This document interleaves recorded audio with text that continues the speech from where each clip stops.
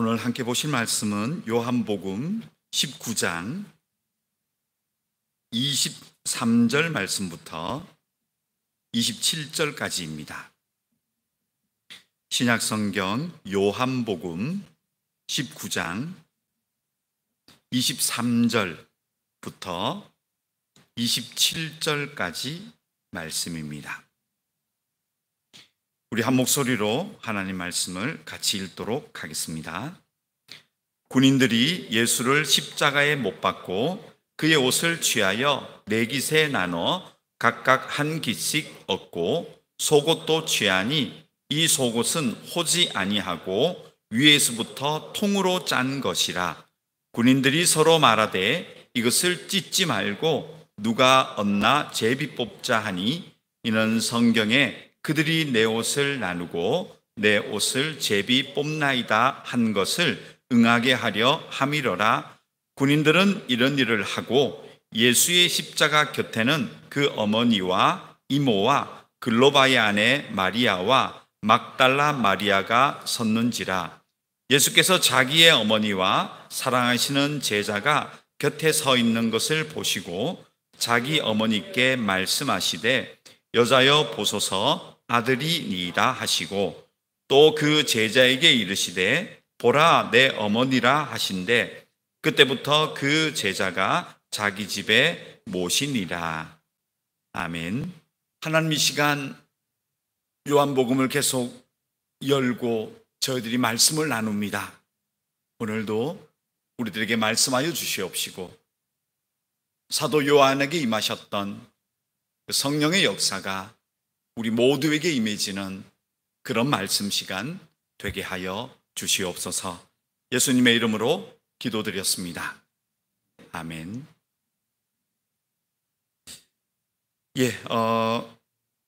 저희들이 요한복음을 계속해서 공부하고 있는데요.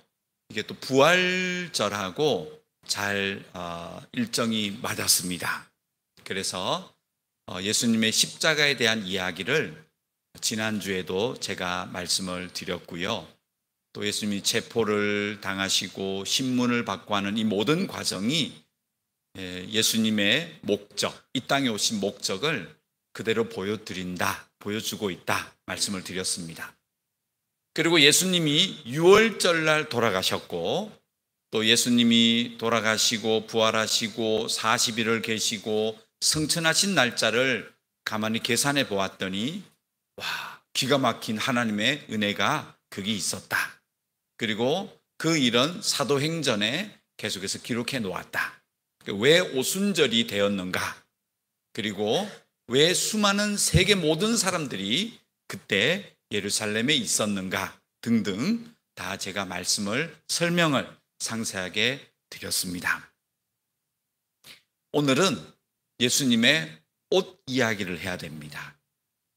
이 예수님의 옷에 대한 이야기는 굉장히 중요한 의미가 십자가에 있었습니다.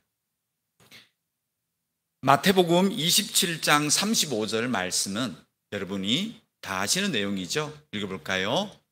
그들이 예수를 십자가에 못 박은 후에 그 옷을 제비 뽑아 나누고 거기 앉아 지키더라.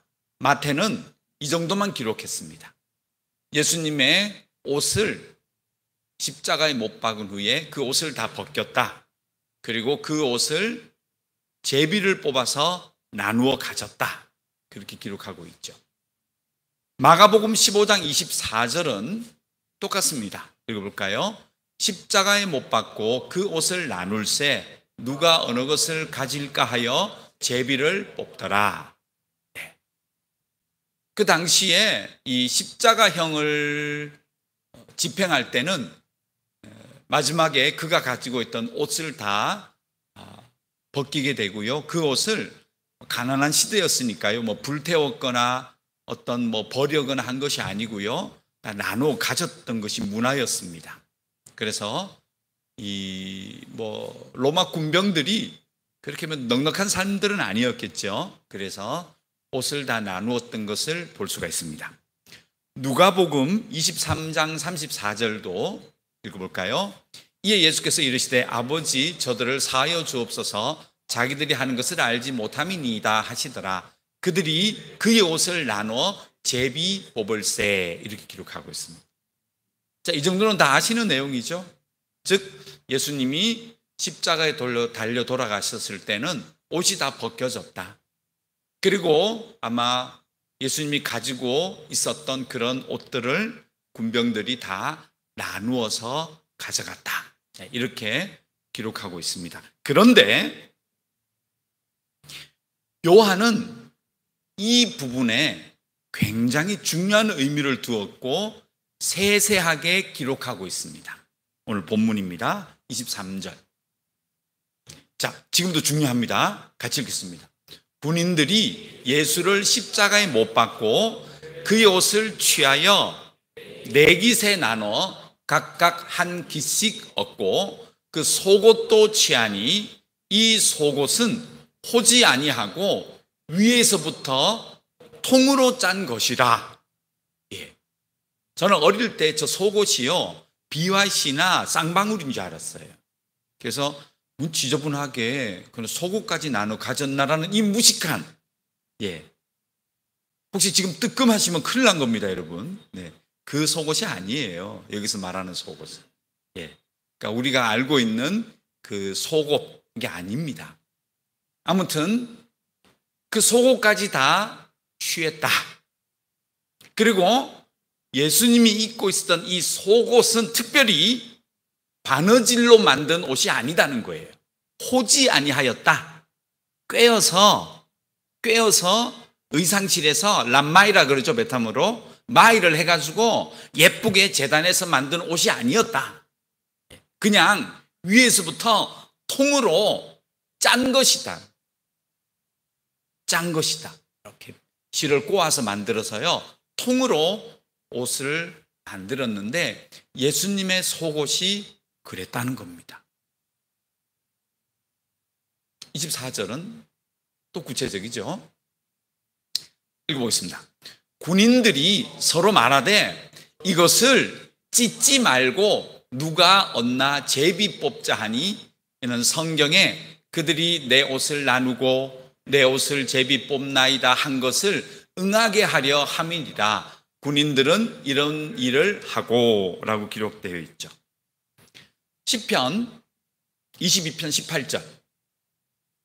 자, 이 성경 22편, 시편 22편은 예수님에 대한 이야기입니다.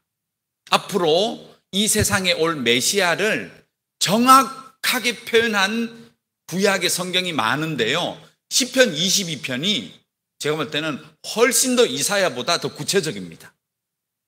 그래서 예수님께서 십자가에서 하신 말씀, 십자가 처형을 당하시는 과정, 그리고 그 당한 과정 속에서의 일어났던 일들이 시편 22편에 정확하게 기록해 놓았습니다.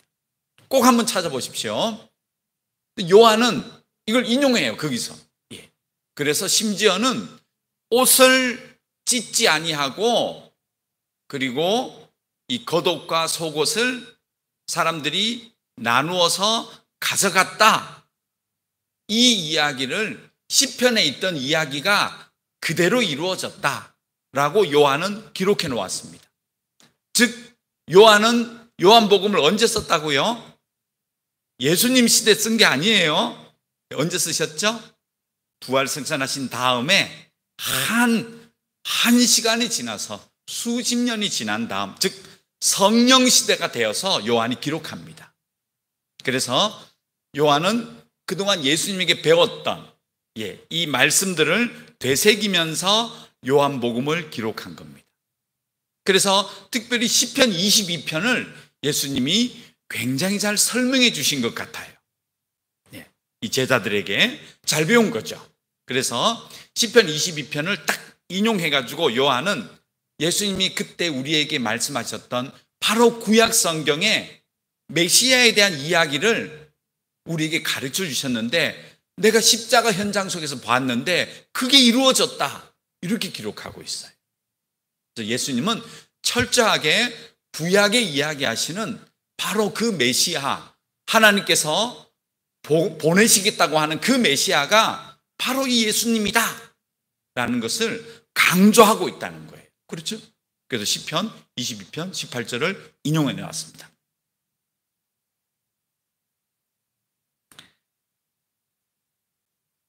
자, 그 다음에 정말 중요한 옷 이야기를 해야 되는데요. 이 예수님의 옷 이야기는 어디 가서 보아야 되냐 하면요, 출애굽기에 가서 보아야 됩니다. 자, 출애굽기를 지금부터 찾으러 가시는데요, 28장 3절 성경이 있으시면 꼭 한번 찾아보세요. 굉장히 재밌습니다, 이 내용. 그리고 기록을 해 놓으십시오. 자, 출애굽기 28장 3절에는 이런 기록이 있습니다. 읽겠습니다. 너는 무릇 마음에 지혜 있는 모든 자, 곧 내가 지혜로운 영으로 채운 자들에게 말하여 아론의 옷을 지어 그를 거룩하게 하여 내게 제사장 직분을 행하게 하라. 자, 시내산에서 하나님께서 이제 이스라엘 백성들과 함께 다니시며 그들과 소통하겠다는 의미로 만들어주신 게 무엇입니까? 내가 너희들과 함께 하기 위해서는 같이 다녀야 되니까 내 집이 필요해. 그래서 무엇을 만들려고 하셨죠? 성막. 그렇죠? 근데 성막을 만드신 다음에 그러면 나와 소통하는데 내가 너무 거룩하니까 너희들이 나를 직접 보면 다 죽어. 그래서 그 중간 과정이 필요한데 사람과 하나님 사이를 연결하는 이 통로 역할을 해야 되는 사람의 직분이 있는데 제사장이야, 이렇게 얘기하셨어요. 근데 제사장은 그냥 아무나 세워서는 안 돼. 내가 세우라고 하는 사람을 세워야 되고 아무 옷이나 입고 나오면 안 돼. 편하게 추리닝 운동복을 입고 오거나 뭐 등산복 같은 거 입고 나오면 안 돼. 내가 이야기하는 대로 지금부터 옷을 만들어. 하나님과 사람 사이에 다녀야 되는 이 대제사장이 입어야 될 옷은 굉장히 중요한 역할을 해야 되니까 거룩하게 만들어야 돼 라고 하시면서 하나님께서 옷에 대한 이야기를 시작하십니다. 4절 계속 읽어보죠. 그들이 지을 옷은 이러하니 곧 흉패와 애복과 겉옷과 반포 속옷과 간과 띠라. 그들이 내 형 아론과 그 아들들을 위하여 거룩한 옷을 지어 아론이 내게 제사장 직분을 행하게 하라. 하나님이 옷의 설계를 다 하셨습니다.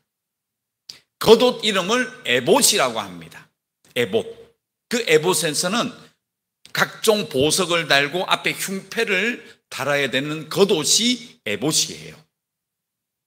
그리고 그 안에 받쳐 입는 기본적인 옷, 이 에봇의 모양은 조끼와 같습니다.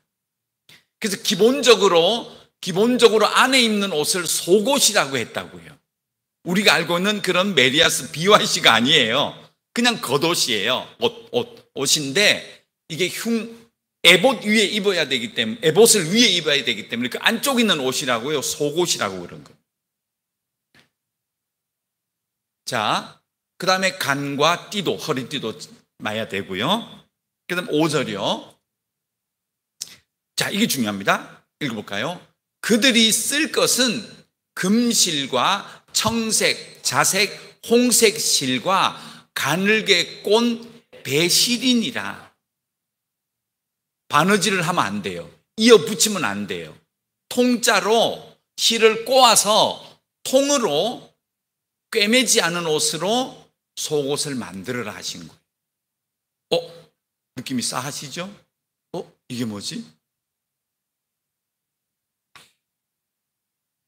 자, 좀 더 구체적으로 알아보겠습니다. 출애굽 28장 39절 계속 읽습니다. 너는 가는 배실로 반포 속옷을 짜고 가는 배실로 관을 만들고 띠를 수놓아 만들지니라. 이 대제사장 옷은요, 호하면 안 돼요. 바늘로 꿰면 안 된다고요. 이어 붙이면 안 된다고요. 가는 배실로 짜야 되는 거예요. 옷을 짜야 되는 거예요. 뭔가 연결이 되고 있죠. 레위기 21장 10절. 자, 같은 말인데 또 읽어보겠습니다. 자기의 형제 중 관유로 부음을 받고 위임되어 그 예복을 입은 대제사장은 그의 머리를 풀지 말며 그의 옷을 찢지 말며, 이 대제사장은 지켜야 되는 규례가 있는데요, 관유로 부음 받았다는 거예요. 그게 그리스도라는 뜻이잖아요. 여러분, 그리스도라는 뜻이 뭐죠? 기름 부음을 받았다는 뜻이잖아요. 제사장도 기름 부음을 받는다고요. 그렇죠? 그래서 이게 그리스도 얘기예요. 그렇죠? 그래서 이 아론의 옷 예복은 아주 거룩하니까 호지 아니했다. 바늘로 꿰매지 않은 통째로 짠 옷이어야 되고, 그리고 절대로 머리를 풀지 말아야 되고, 그 옷을 찢으면 안 됩니다. 제사장 옷은 거룩하게 찢으면 안 돼요. 더 놀라운 것은 레위기 6장 10절 읽어볼까요? 제사장은 세마포 긴 옷을 입고 세마포 속바지로 하체를 가리고 제단 위에 불태운 번제의 재를 가져다가 제단 곁에 두고, 이 제사장 옷은요, 제가 설명드렸고 원단이요 세마포예요. 이거 어디서 들었죠? 요한복음 19장 40절 이야기 읽어볼까요? 이에 예수의 시체를 가져다가 유대인의 장례법대로 그 향품과 함께 세마포로 쌌더라. 아멘. 본의 아니게 아리마대 요셉이 예수의 시체를 장사하는데 굉장히 부한 사람이었어요. 이 사람이 장례 비용을 제가 다 대겠습니다. 그래, 네가 알아서 해. 그래서 이 아리마대 요셉이 예수의 시체를 얻잖아요. 장례하는데 무엇으로 쌌다고요? 세마포로 쌌습니다. 우연일까요? 하나님의 놀라운 역사입니다. 그렇죠? 결국 오늘 본문에 보았더니 첫 번째, 예수님은 어떤 옷을 입고 계셨어요? 호지 아니한 통으로 짠 제사장복을 입고 사셨습니다. 놀랍죠? 즉 예수의 십자가는, 예수의 고난은, 예수의 이 땅의 사역은 제사장의 일을 하셨다는 것을 이 옷을 통하여 보여주고 있는데, 요한은 바로 그 예수의 옷만 보아도 우리를 위한 대제사장이시다를 요한복음에 기록하고 있는 겁니다. 그리고 세마포 이야기도 요한은 예수 그리스도가 바로 구약의 제사장과 같은 역할을 한다. 이것을 요한복음을 통하여 우리에게 보여주고 있는 겁니다. 히브리서 4장 14절 읽죠. 그러므로 우리에게 큰 대제사장이 계시니 승천하신 이 곧 하나님의 아들 예수시라. 우리가 믿는 도리를 굳게 잡을지어다. 아멘. 예수님의 죽음은 구약의 대제사장의 역할을 하셨던 그 모습을 이 옷을 통하여 우리에게 보여주고 있고, 그리고 대제사장의 옷은 절대로 찢어지면 안 되는데, 군인들이 마침 그 죄수, 사형을 당하는 그 죄수의 옷을 찢거나 불태워 버릴 수도 있지만, 그날 그 현장에서 어떤 일이 있었다고요? 군인들이 옷을 찢지 아니하더라. 다시 한번 성경 가보시죠. 한번 올라가 주세요. 23, 오늘 본문 23, 24절. 보십시오. 이제 구약 성경과 연결해서 보세요. 읽어볼까요? 군인들이 예수를 십자가에 못 박고 그것을 취하여 네 깃으로 나눠 각각 한 깃씩 얻고 속옷도 취하니 이 속옷은 호지 아니하고 위에서부터 통으로 짠 것이라. 24절이요. 군인들이 서로 말하되 이것을 찢지 말고 누가 얻나 제비 뽑자 하니 이는 성경에 그들이 내 옷을 나누고 내 옷을 제비 뽑나이다 한 것을 응하게 하려 함이로라. 군인들은 이런 일을 하였다 라고 요한이 기록하고 있죠. 이게 우연일까요? 하나님의 역사입니다.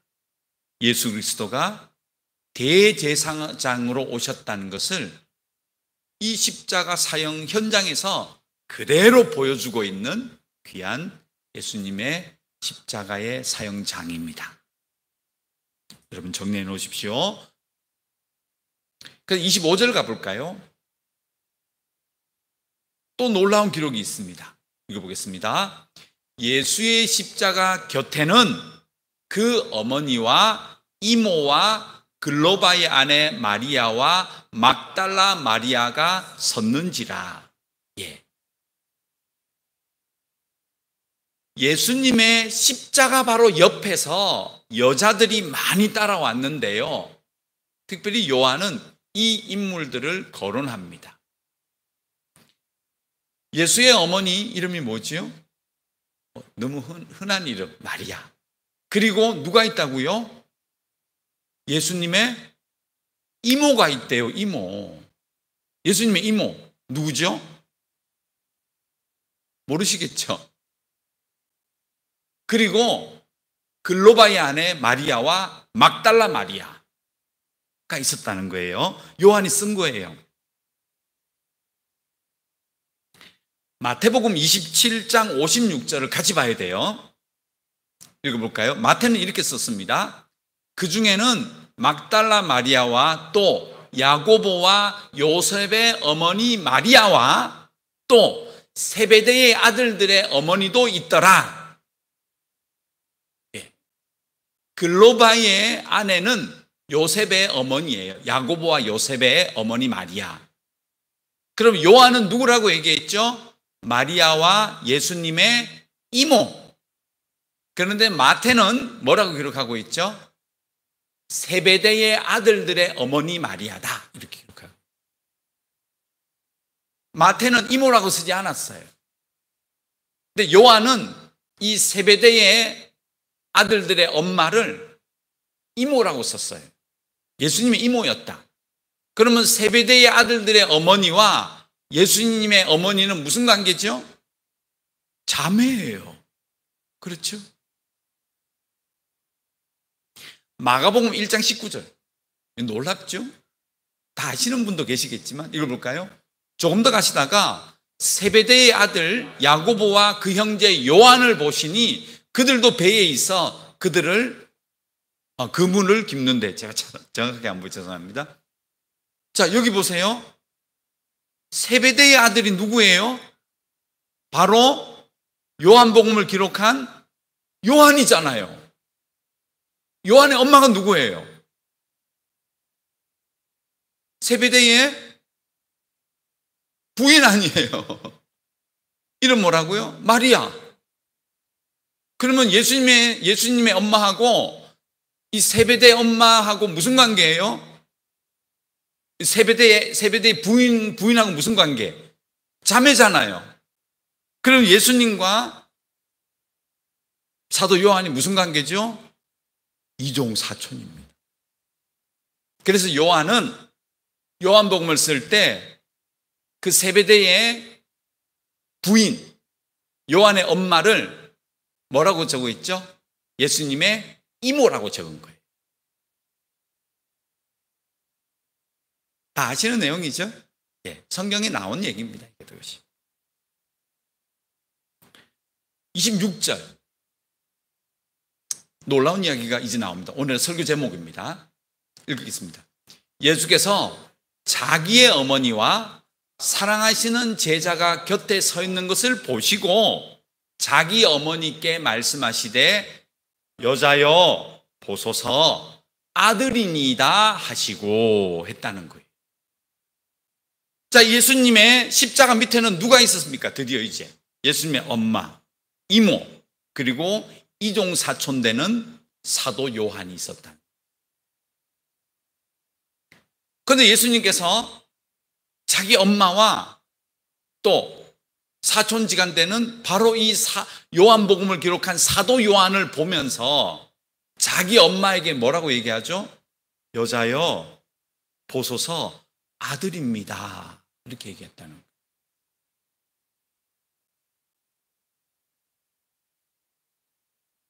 이 여자,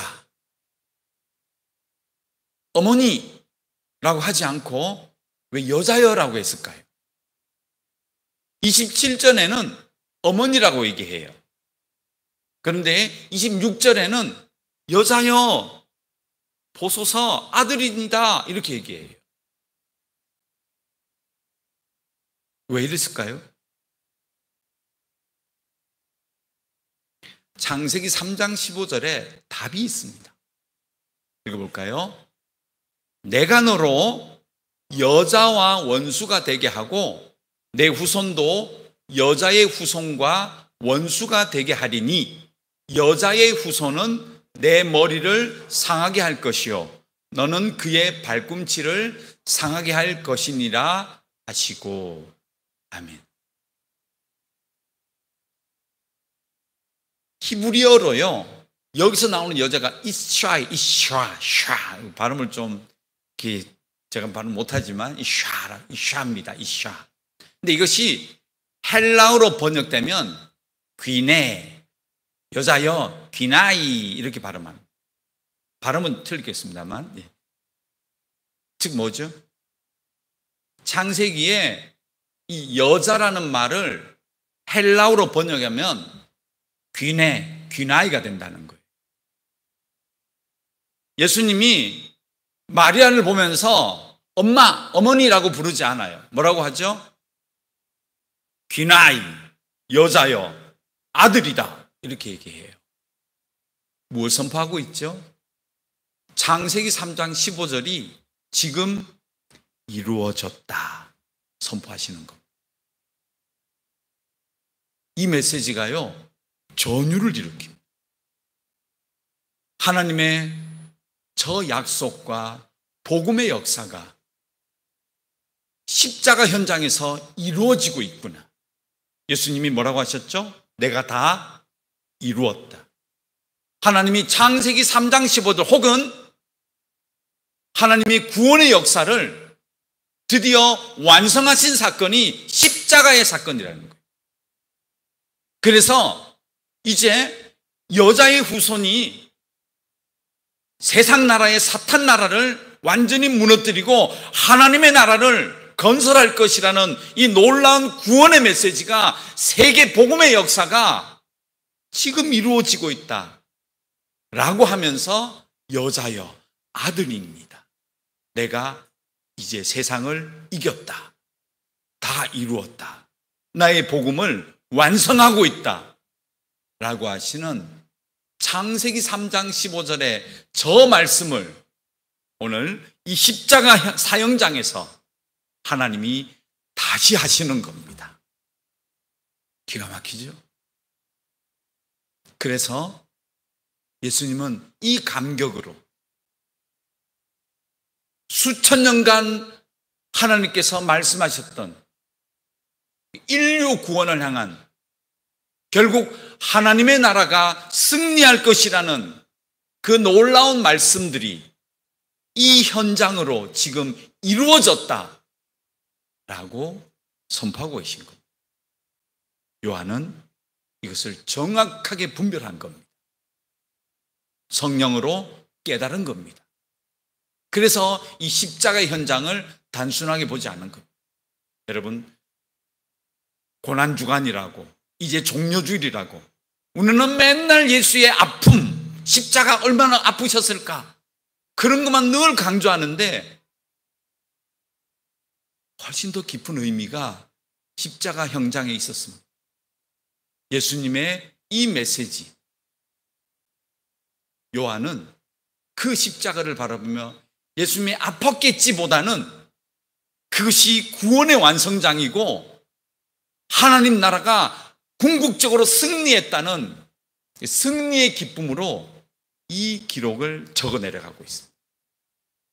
우리가 그렇게 기다렸던 구약의 메시아, 그리고 세상을 향하신 하나님의 구원의 약속이 이루어지는 현장이 십자가 현장이었다. 누구든지 이 사실을 믿기만 하면, 영접하기만 하면 우리가 바로 저 여자의 후손으로 와서 사탄의 나라를 멸망시켜버리고 승리하신 그 나라의 시민이 된다. 그 목적으로 요한복음을 기록하였다니까요. 이게 지금 차츰 이루어지고 있다는 것을 요한복음은 계속해서 기록하고 있는 겁니다.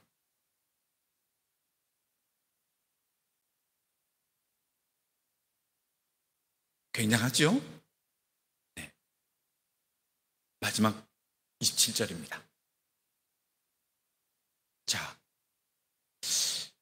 이 구절은요, 제가 봤을 때는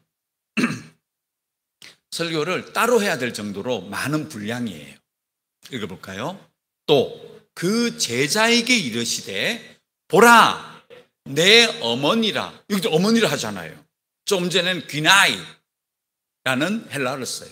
근데 이거는 메테르가 헬라어로 어머니, 엄마거든. 예. 그래서 여기서 메테르를 한다니까요.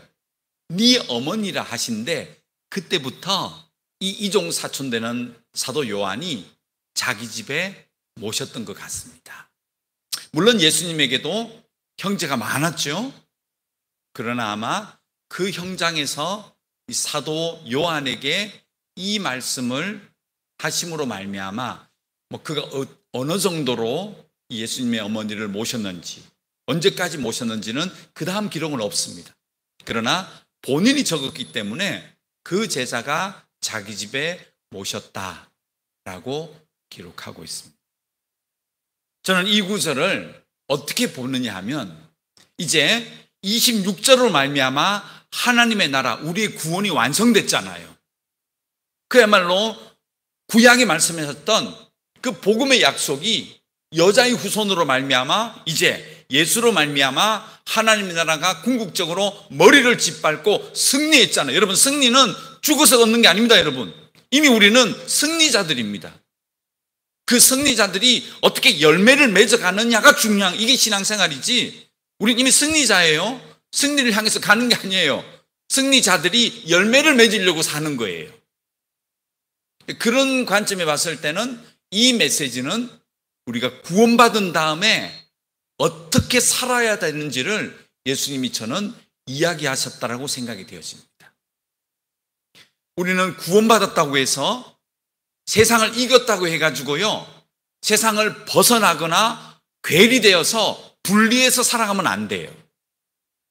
우리는 혹시 신앙을 잘못 배우면 우리는 이제 하나님 나라 사람이 되었기 때문에 이 세상은 더럽고 죄악되고 어둡고 함께하지 못할 나라라고요, 왠지 분리를 시켜요. 가족 중에 남편이 안 믿거나 아내가 안 믿으면 이상하게 생각하는 거죠.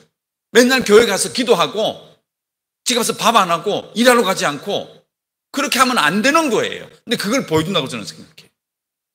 그래서 좀 전에 기나이했던 그 예수님이, 인류 구원을 완성하신 그 하나님이 이제는 자기의 인간적인 도리, 어머니를 생각하고 그 어머니의 양육을 생각하고 결코 세상의 원리와 세상의 어떤 관계를 부정하지 않는, 오히려 더 열심히 그 세상 속에 들어가서 최선을 다하는 모습을 보여준다고 저는 생각하고 있습니다. 그리고 이 위대한 메시지를 받을 사도 요한이 어떻게 살아야 되는지를 저는 보여준다고 생각합니다. 그가 예수님의 십자가 밑에 있어서 예수님의 이종 사촌이라고, 그때부터 자기는 교회 지도자라고, 자기의 어떤 권한이나 권세나 힘을 통하여 괴리되고 분리되어진 삶이 아니라 지극히 현실에, 자기의 위치에 그렇게 깊은 적용을 하고 그 역할을 다해 나가는 모습, 이것을 사도 요한에게 요구하고 계신다는 겁니다. 이게 우연일까요?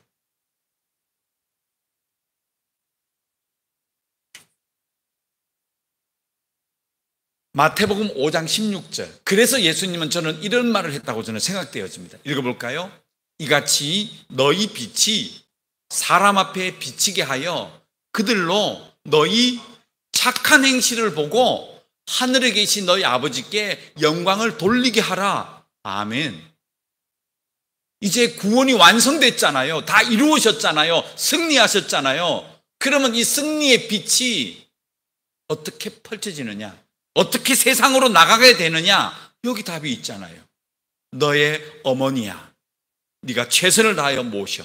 나는 비록 이제 세상에 없고 아들로서의 삶을 마감하지만 라고 하는 이 모습이 예수님의 이 말씀과 연결되어 있다고 저는 믿습니다. 너희 착한 행실을 보고 하나님의 영광이 선포되어지는 이 원리가 하나님 나라가 세상에 침투에 들어가는 원리라는 겁니다. 여러분의 자리에서 정직하셔야 됩니다. 속이지 마십시오. 최선을 다하십시오. 바르게 사십시오. 착한 행실로 하나님의 빛을 드러나게 하십시오. 마지막 이 말씀 읽고 오늘 마치겠습니다. 야고보서 1장 26절 27절. 제가 굉장히 좋아하는 말씀이고요. 여러분이 꼭 기억하셨으면 좋겠습니다. 같이 읽습니다.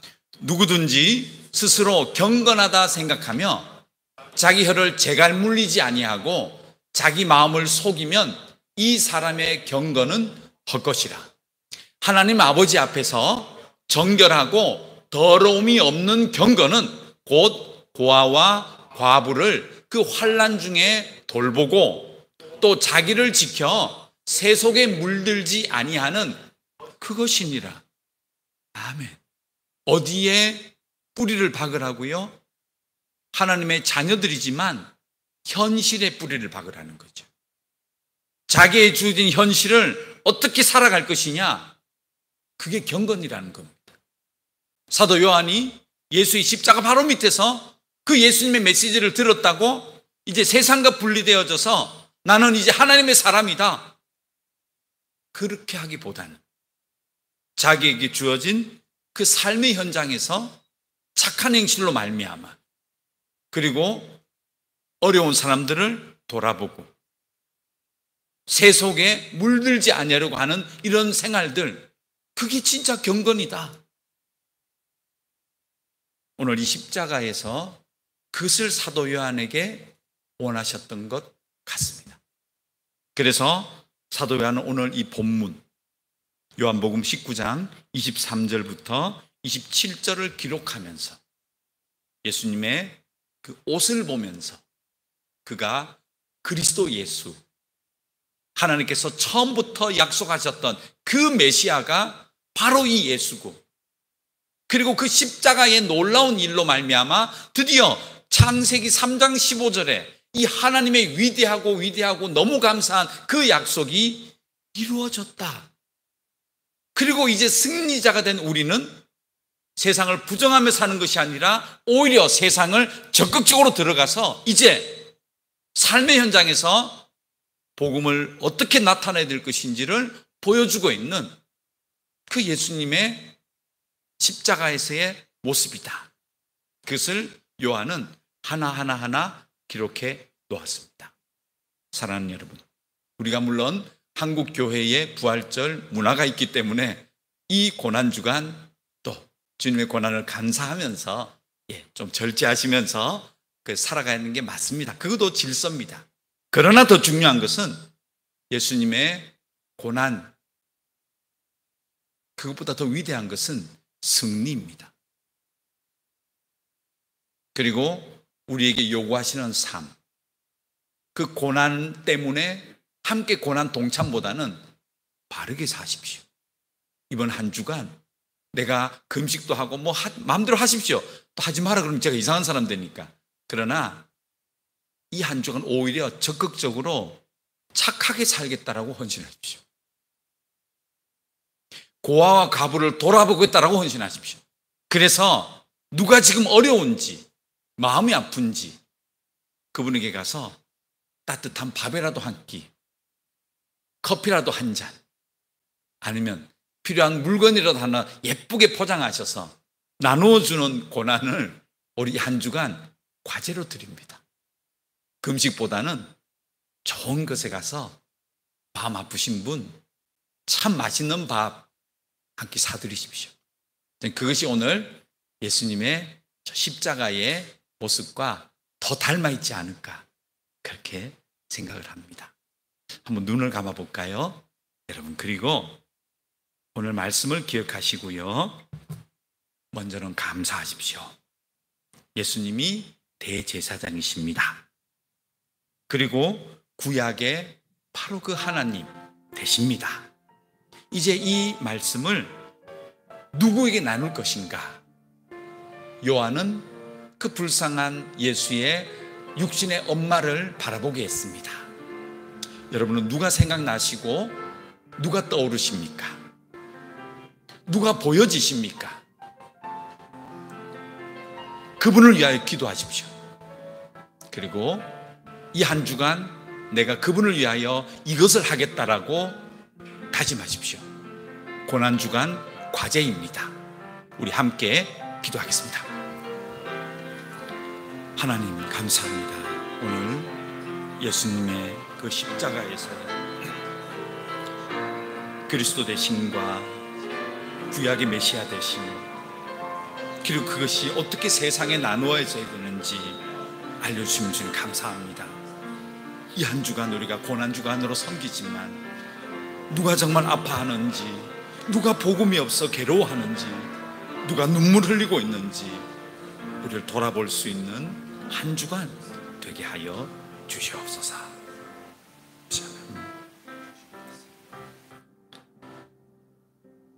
하나님 고맙습니다.